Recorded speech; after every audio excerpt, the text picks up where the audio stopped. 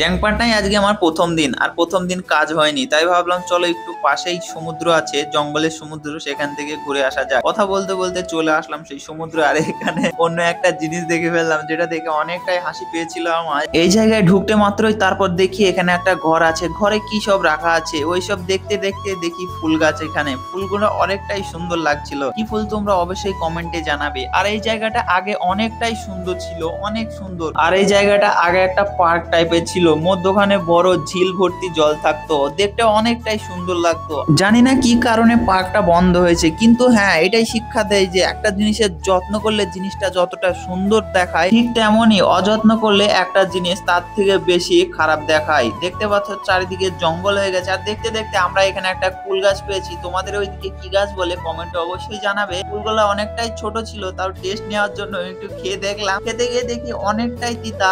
আর এদিকে দেখো, আমার তো অনেক ভালো লাগছে ফুলগুলা নিয়ে খেলা করতে। ফুলগুলা কেমন মিষ্টি লাগছে, মুখে বলে তোমাদের বোঝাতে পারবো না, তোমরা দেখে নাও। অনেকটাই ভালো লাগছে, ফোনের থেকে সামনাসামনি দেখতে অনেকটাই সুন্দর লাগছিল, মুখে বলে বোঝানো যাবে না। তো দেখতে পাচ্ছ চারিদিকে জঙ্গল। ভিডিও এইটুকু ছিল। ভিডিও ভালো লাগলে লাইক কমেন্ট শেয়ার করবে। চলো দেখা হচ্ছে নতুন ভিডিওতে। টাটা।